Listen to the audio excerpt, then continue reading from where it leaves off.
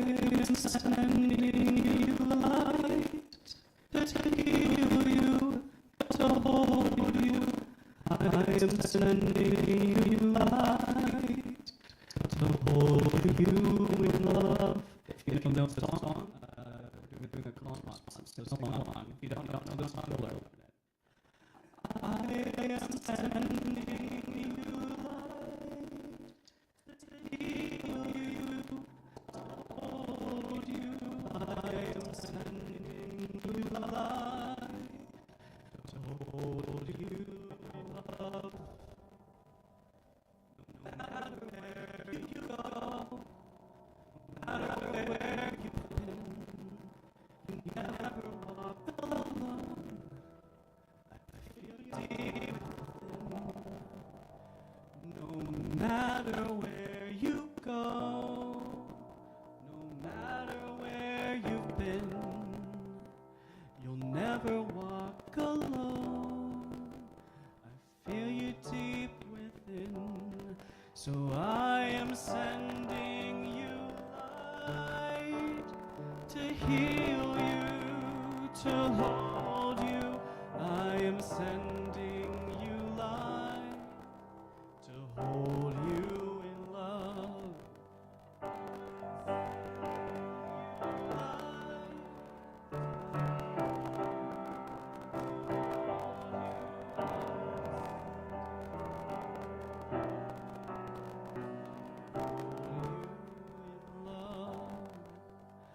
No matter what you feel or what you choose to show, I'm always there for you. And so I want you to know that I am sending you light to heal you, to hold you. I am sending you light to hold you in love.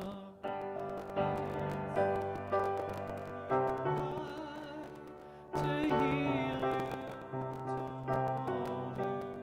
I'm sending you light to hold you in love. I walk the path with you. Go slow, dear one, don't hurry. I'll go just like you need to go. There is no need to worry, 'cause I am sending you light to hold you, to hold you. I am sending you light to hold you in love. Light to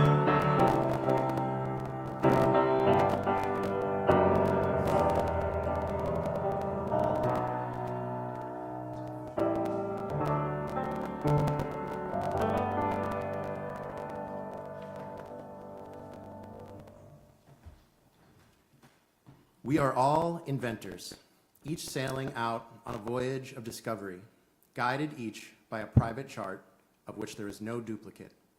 The world is all gates, all opportunities. Whoever you are, whomever you love, wherever you are on your life journey, you are welcome here.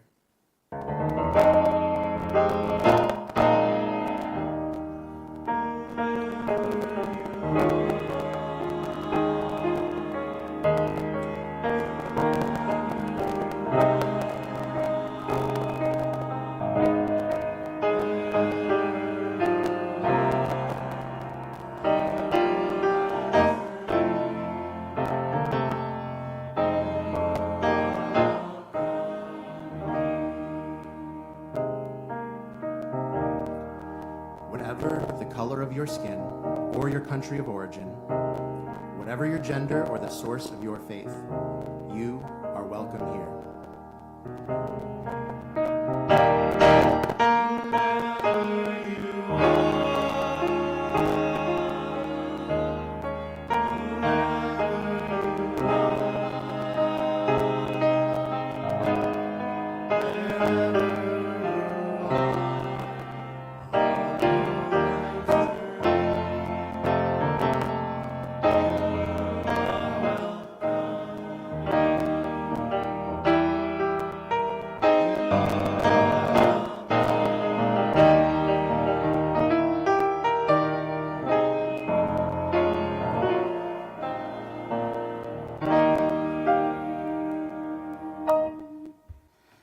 Let's sing our first hymn, With Joy We Claim the Growing Light, number 345 in your gray/teal hymnal.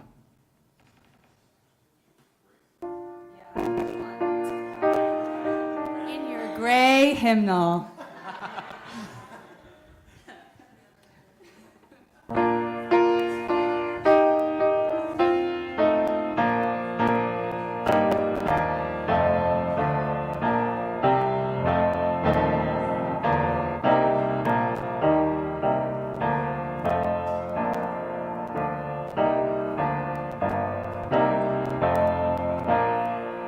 With joy we claim the glowing light, advancing thought and widening view, building bright and clear side which not in olden days knew, with wider view of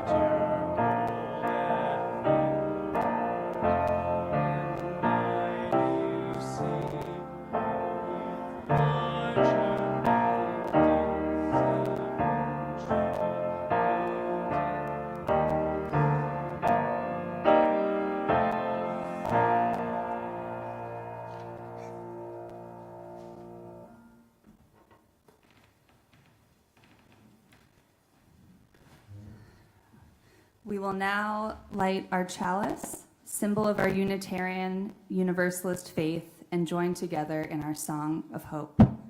This morning, Emily Hockaday will light the chalice. And please join with me in the responsive reading in your order of service. Blessed is the fire of our faith and the chalice of our community.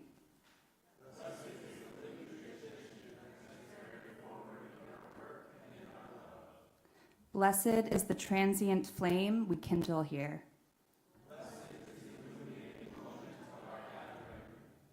Blessed is the light of the eternal.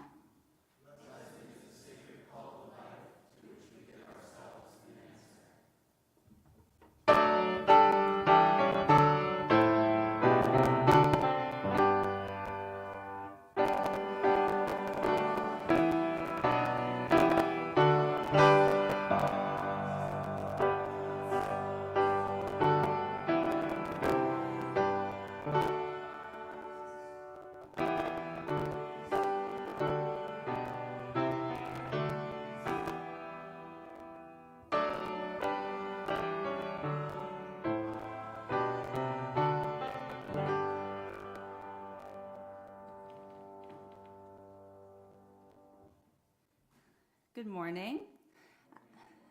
My name is Emily Mello. My pronouns are she, her, and I am today's worship assistant. In the summer, members and friends of the congregation lead our worship services. We will return to the sanctuary after Labor Day with Reverend Micah Ma in the pulpit. We extend an especially warm welcome to those of you who are newcomers or visiting us for the first time, and we're glad you've chosen to be with us today.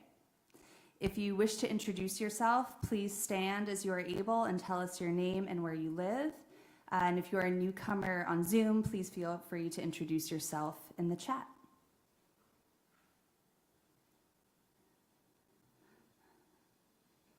Anyone new? All right, it's all the veterans are here. That's great. That's great. All right, it is good to be together. We now invite everyone to greet one another.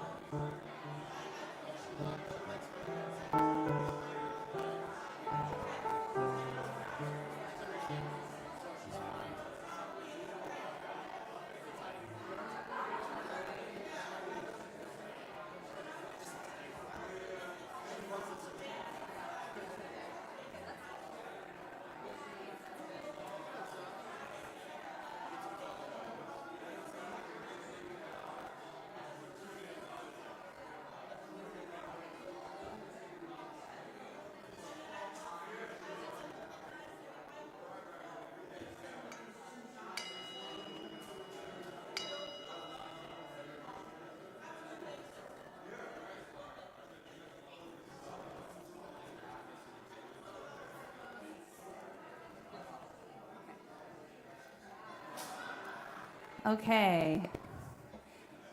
It is good to be together.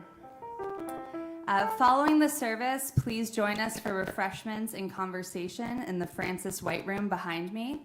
Tyrone, our membership coordinator, will be available to answer any questions you may have about our congregation. And there are visitor information cards on the table in the back of the chapel and in the Francis White Room. If you fill one out, we'll add you to our mailing list for weekly email notices, and make sure you have a name tag when you come back. Let's sing together hymn 131, Love Will Guide Us, in your gray hymnal.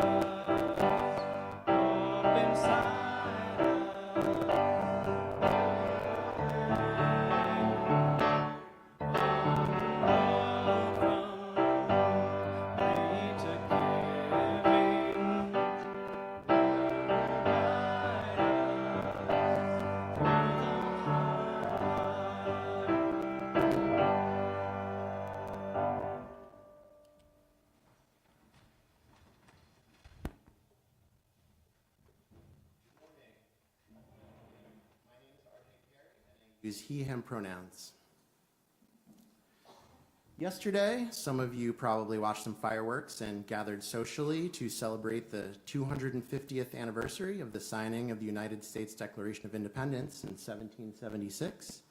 But that's not the U.S. history I'll be addressing today. Let's jump ahead 100 years to the invention of the telephone. Anyone here know the name of this man who was widely credited as the inventor of the telephone? Yes, that's right, Alexander Graham Bell. Well, does anyone know the name of this man? No, it's not Lewis Latimer. Well, this man His name is Elisha Gray, and he simultaneously invented the telephone. But his name isn't taught in many history classes, and a big part of the reason for that is this man. His name was Lewis Latimer, and he just so happened to work as a draftsman at the patent law office of Crosby and Gould in Boston that Alexander Graham Bell hired for assistance in drawing up the designs to file his patent. Bell wanted this work completed as soon as possible because he knew that he was not the only inventor working on the telephone. He was well aware that he was neck and neck with Elisha Gray, who was working in Highland Park, Illinois, and putting together the requisite components for a fully functional telephone. Because of Alexander Graham Bell's day job as a professor of voice and speech, his appointments at Crosby and Gould were scheduled in the evenings, and Latimer wrote that he would sometimes have to stay long hours at work until 9 p.m.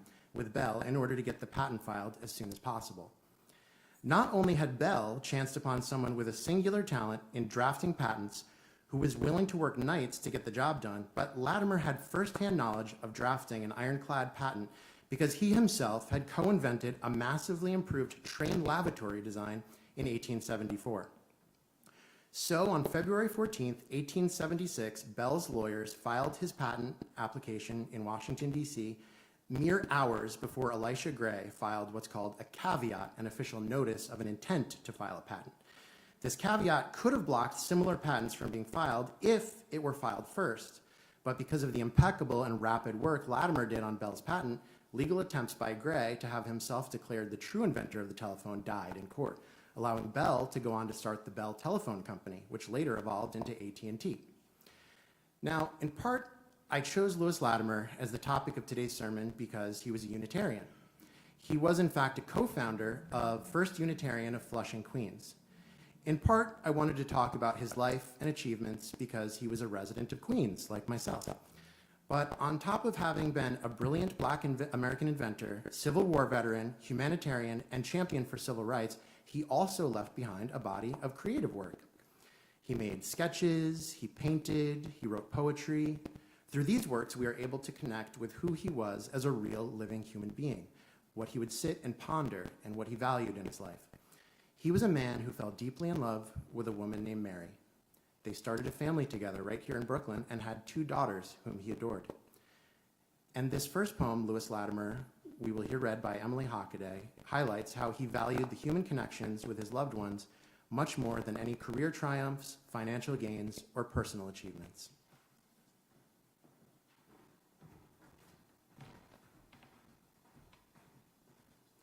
Love is all. What is there in this world beside our loves to keep us here? Ambition's course is paved with hopes deferred, with doubt and fear.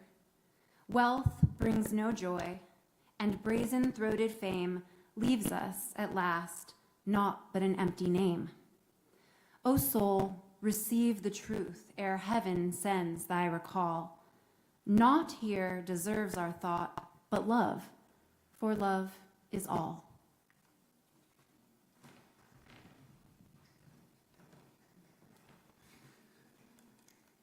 Okay, so in 1879, 3 years after Bell filed the patent for the telephone, Lewis and Mary moved from Boston to Bridgeport, Connecticut, which Latimer described in his journal as being perfectly alive with inventors, saying that it would be next to impossible to throw a stone into any company of men gathered anywhere about in the street without hitting one.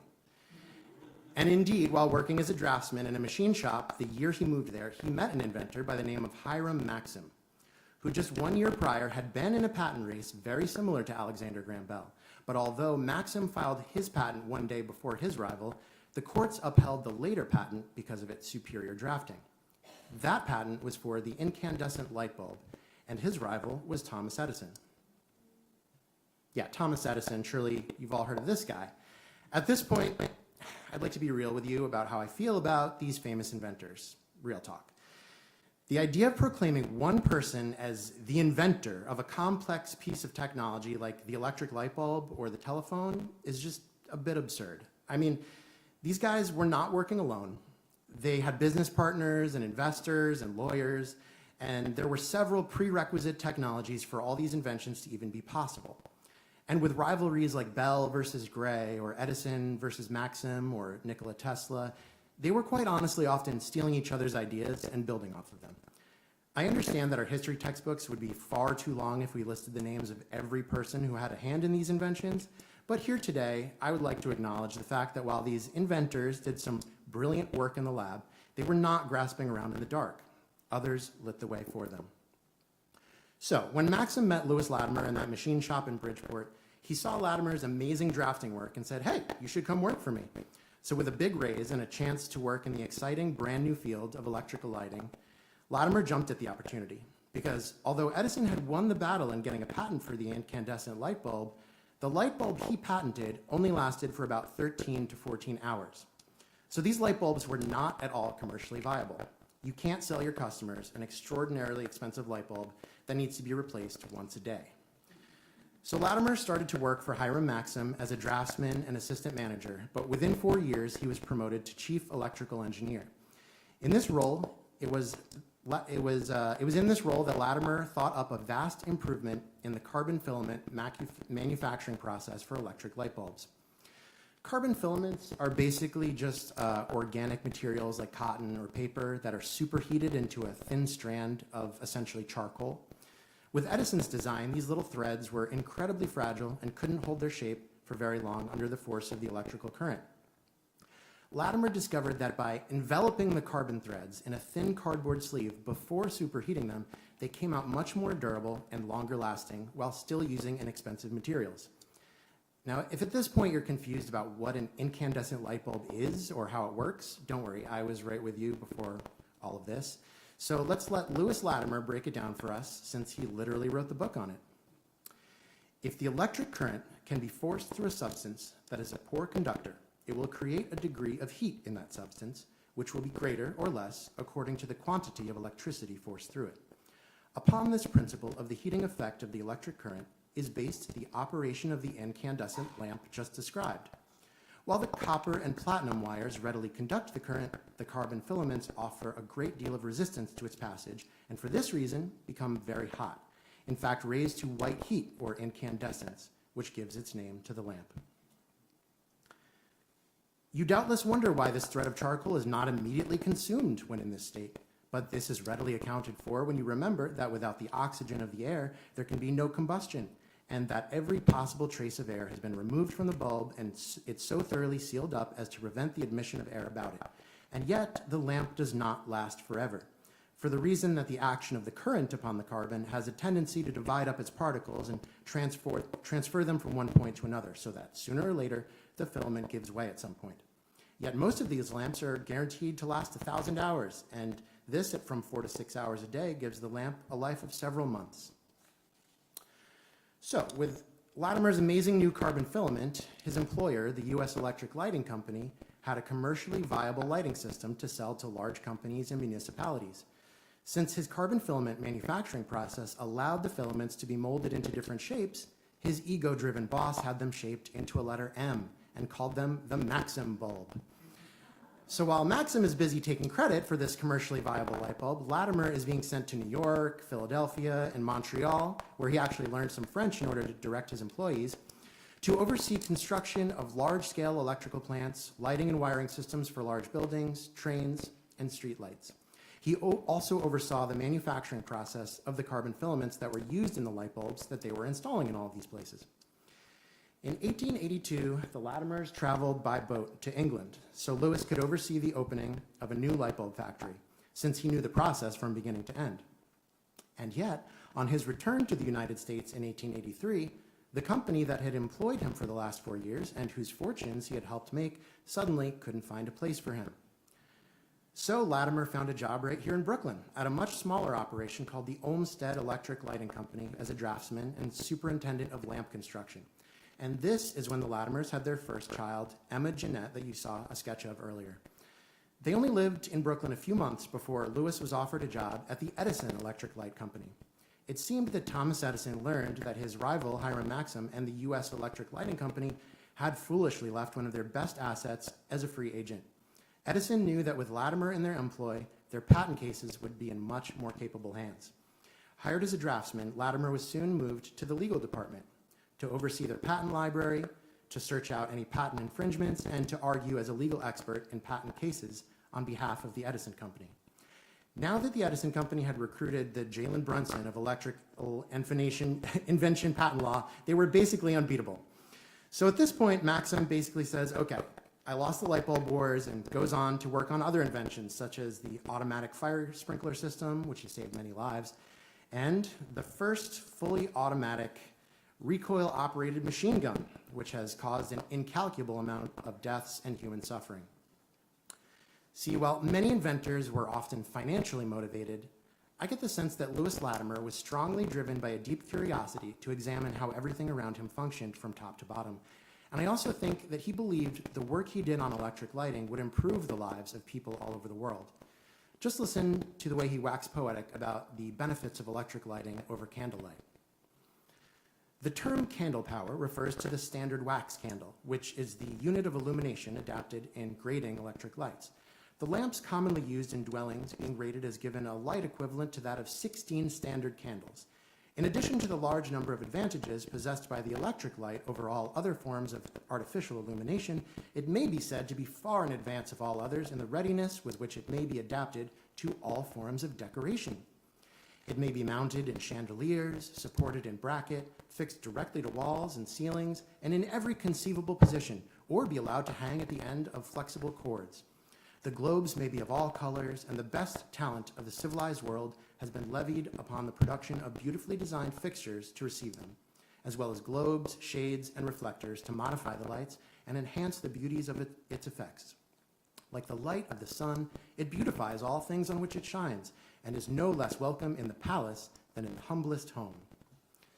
So beyond the light he helped spread through people's homes and offices, Latimer fought to improve the lives of his fellow Black Americans, writing to his friend Richard Theodore Greener, the first Black undergraduate to receive a bachelor's degree from Harvard University, "I am heart and soul in the movement." And in spite of the fact that Latimer's own parents had to escape from slavery in the South, and the racism he had witnessed in this country and endured in his life, he still remained steadfastly optimistic about the future of civil rights in the country, again writing to Greener, "If our cause be made the common cause, and all our claims and demands be founded on justice and humanity, recognizing that we must wrong no man in winning our rights, I have faith to believe that the nation will respond to our plea for equality before the law, security under the law, and an opportunity, by and through maintenance of the law, to enjoy with our fellow citizens of all races and complexions the blessings guaranteed us under the Constitution of life, liberty, and the pursuit of happiness." To understand the optimistic view on the future of U.S. civil rights, I think you have to remember that Latimer was a Civil War veteran who lied about his age at 16 years old in order to join the Union Army. He served as a seaman aboard the USS Massasoit during the Civil War. The steamer was used by the Union Army as a gunboat to blockade the Confederates from foreign trade. Without this blockade, the Civil War may have ended very differently. And you can't compose a blockade without many, many ships. And you can't operate a steamship without a robust crew complement. Just as absurd as claiming one man invented the telephone or the light bulb is the notion that Abraham Lincoln ended slavery with his signature on the Emancipation Proclamation. Without the defeat of the Confederate Army, the Emancipation Proclamation would have been moot. And ultimately, the result of that brutal, terrible war was hard earned by the soldiers who suffered through it and who gave their lives to maintain the Union. As a veteran of the Civil War, Latimer was going to continue to hope for and strive for an America that truly lived up to the promise of equal rights for all. An idealized version of this democracy, not really forged so much by these guys, and not entirely by this guy, although he certainly played his part, but this idealized promise of America is forged piece by piece in tiny increments, by choices like the one Lewis Latimer's parents, George Latimer and Rebecca Smith, made by risking their lives to escape slavery, traveling from Virginia to Boston in order to start a free family, and by efforts like those of the 200 protesters that organized outside a Boston jail when George Latimer was recaptured under the Fugitive Slave Act, and by everyone's work in the abolitionist movement to fight against the injustice happening in Boston. This vision is forged by the bravery of the abolitionist organizers who hid Rebecca Smith in their homes and who published a weekly newspaper about the grave injustice of the arrest of George Latimer, and who ultimately raised the funds to pay for his release. All of the effort made to push for the passage of the Massachusetts Personal Liberty Act, and also known as the Latimer Law, preventing any Massachusetts government officials from helping to detain a person fleeing slavery.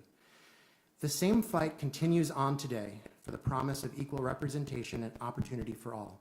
And we can see the same type of bravery and efforts from Americans in our time, fighting against oppression and racism like Renee Good and Alex Priddy, and thousands of others in Minneapolis and across the country protesting against and protecting people from ICE. You can see that choice to resist the racist white nationalist powers in our current White House at protests all over the country, and in those who do political organizing, volunteer work, mutual aid, or nonviolent civil disobedience. Here, at 250 years old, we are getting a high-voltage shock of fascism to our political system. But we will not be conductors for injustice. Instead, we will resist it every way we can, striving to bring back the light. If the electric current can be forced through a substance that is a poor conductor, it will create a degree of heat, which will be greater according to the quantity of electricity. Those which offer a great deal of resistance will become very hot, raised to incandescence. Lewis Latimer utilized a political strategy of pushing for local change over federal that I think a lot of us New Yorkers can sympathize with right now. He successfully advocated for the first black member of the New York City School Board by writing a personal letter with a signed petition holding 300 signatures to New York City Mayor Seth Low, the eponymous grandson of one of First Unitarian's founding members. In his letter, Latimer states, "Since you represent all the people in the city, and since all races and nationalities forming part of this heterogeneous citizenship have their due consideration from the appointmenting powers, Mr. S.R. Scottrun be considered, and one whose influence in this native city warrants the assertion that he would be a bit representative of any of its people, regardless of racial difference." And if Latimer were a member of First U of Brooklyn today, I think it's safe to say that he would be on the Immigrant Solidarity Committee, as he volunteered his time at a charity called the Henry Street Settlement House that provided immigrants free job training and health care. He taught English there and mechanical drawing as a volunteer. This is a sketch made by one of the immigrants he was working with at Henry Street. So in Lewis Latimer, we have a shining example of a Unitarian who used his precious time on this earth, his extraordinary intellect, and a great deal of effort to usher in what progress he could. This next poem by Lewis Latimer, read by Octavia Findlay, urges us to move society forward while standing firm for our convictions.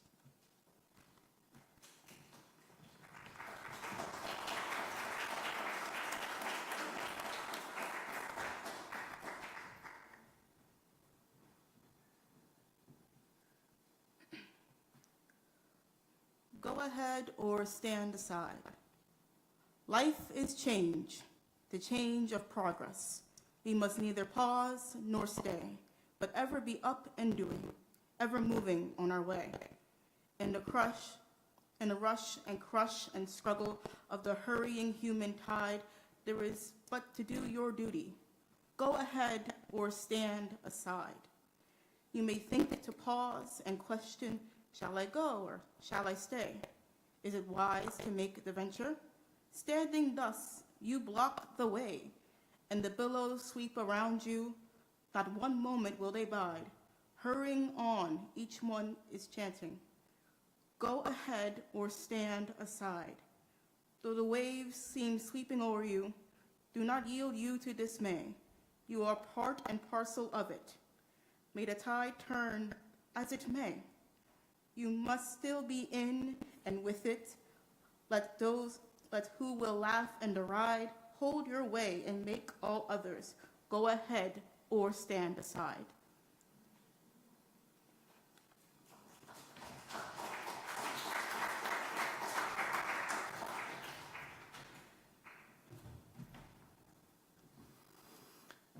And yet, the lamp does not last forever. Lewis Latimer died in 1928 at the age of 80 in his home in Flushing, Queens. And for a long time, much of our taught history pretty much forgot about him.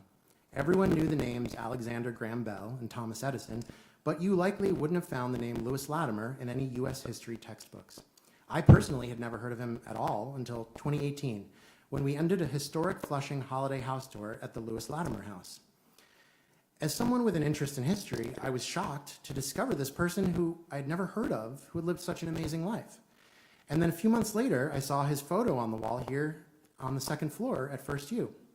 So as a famous Unitarian and a notable historical resident of Queens, fortunately, his name did not fade into obscurity.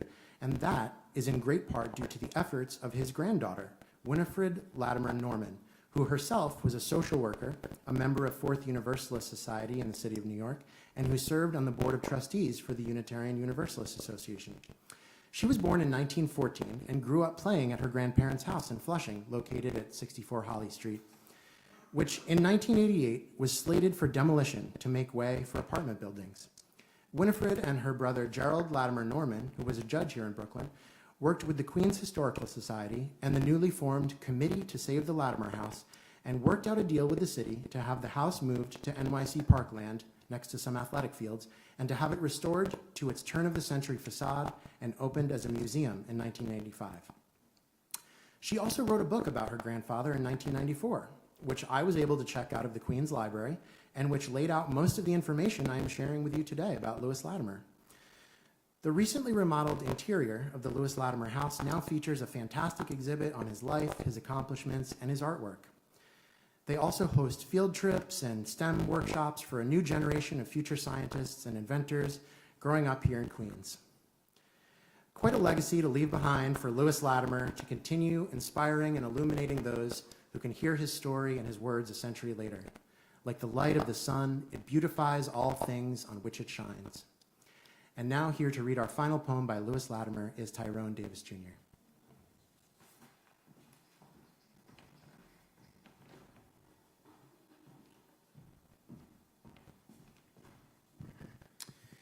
My soul will be a star. When I shall die, my soul will be a star, set in the depths of heaven's boundless blue, and I will ever watch this earth afar and note the good, the tender, and the true. When I shall die, my soul will be a star, to smile and answer to each wondering eye, to look in sadness on all strife and war, and twinkle sympathy to those who sigh. To those who weep, I'll lend my softest light and send sweet hope down on a tender beam. To those who love, I'll give a gleam more bright than radiates out from a poet's dream.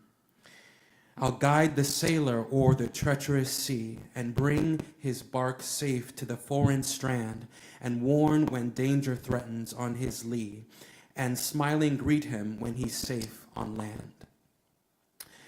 I peep into the window of each home where sorrow bows the loving parent's head and bring sweet tidings of the loved who roam and whisper messages from dear ones dead. When I shall die, my soul will be a star, and I will watch when the bright sun is gone, beaming most brightly when days afar and fade into the sunlight of the waking morn.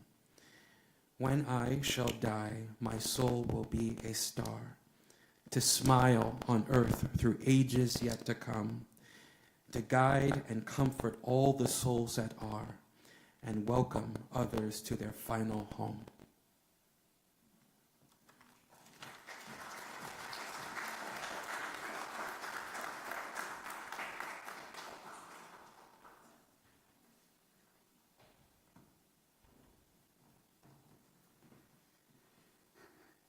This summer, we are sharing our offering with the Wildlife Conservation Society. You can read more about the good work of this organization in your order of service. The offering will now be given and received with gratitude.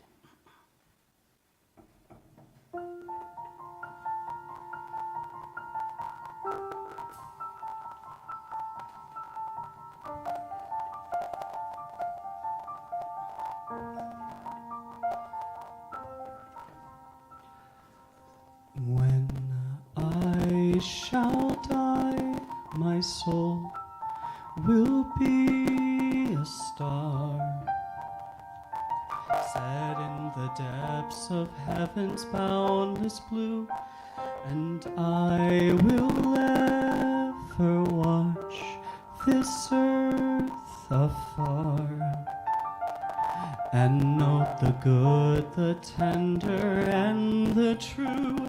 When I shall die, my soul will be a star, to smile and answer to each wandering eye, to look in sadness on all strife and war, and twinkle sympathy to those who sigh, to those who weep. I'll lend my softest light, and send sweet hope down on a tender beam. To those who love, I'll give a gleam more bright than radiates out from a poet's dream. I'll guide the sailor o'er the treacherous sea, and bring his bark safe to the foreign strand, and warn when danger threatens on his lee, and smiling greet him when he's safe on land. I peep into the window of each home, where sorrow bows the loving parent's head, and bring sweet tidings of the loved who roam, and whisper sweet things to dear ones dead.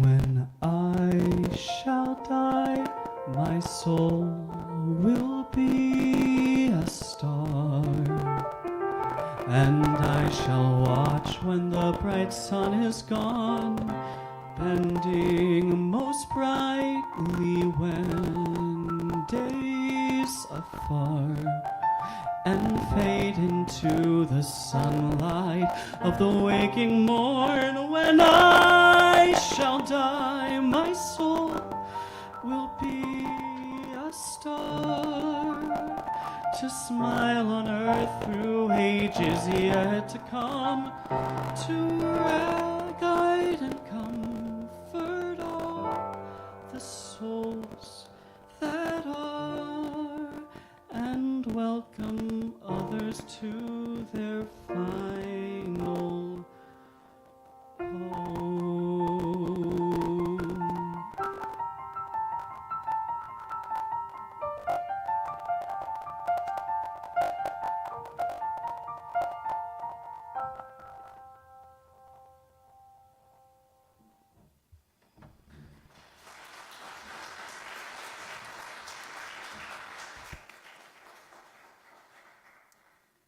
Spirit of life, we gather in our beloved community this morning, knowing there is much suffering and much joy in the world. May we be open to the beauty of creation. May we see the divine in one another. May we open our hearts to hope while striving for justice. We pray for people throughout the world suffering from war, famine, and the effects of climate change. We pray especially for the victims of the recent earthquake in Venezuela. In our own community, we pray for all those suffering from illness, grief, or hardship.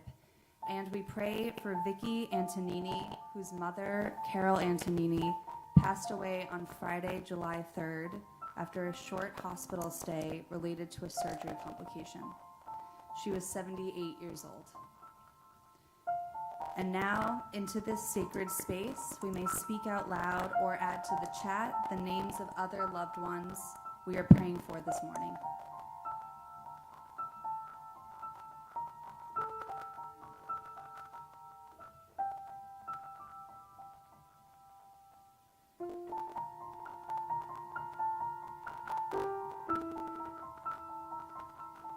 For all these names spoken and those held in our hearts, we pray. May there be peace in our hearts, peace in our communities, peace in the world. Blessed be.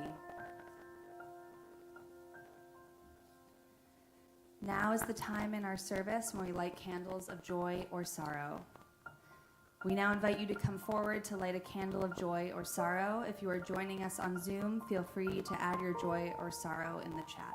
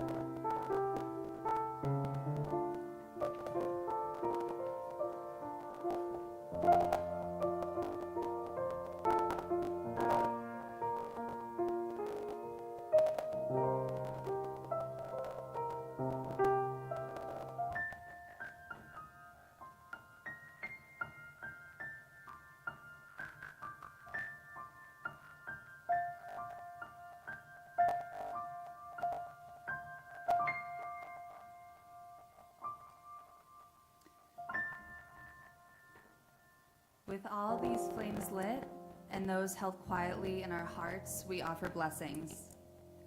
And now let's sing together our final hymn, This Little Light of Mine, number 118 in your gray hymnal.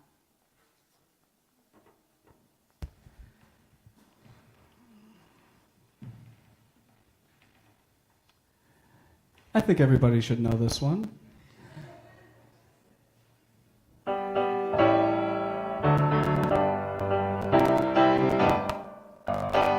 This little light of mine, I'm gonna let it shine. This little light of mine, oh, I'm gonna let it shine. This little light of mine, I'm gonna let it shine, let it shine, let it shine, let it shine.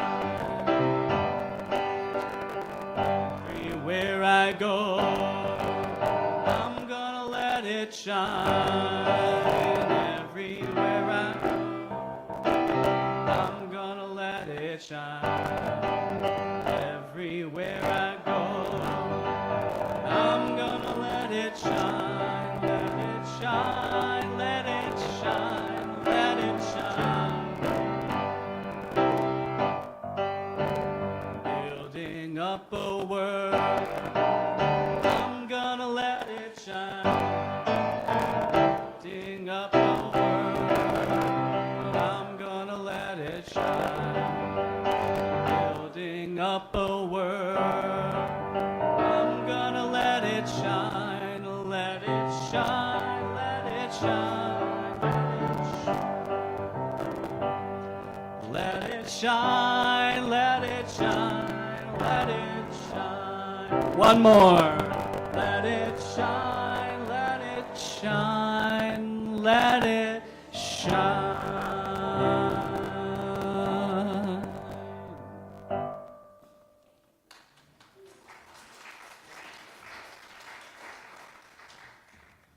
I want to thank you all for coming out today on this hot, humid day, the day after a holiday.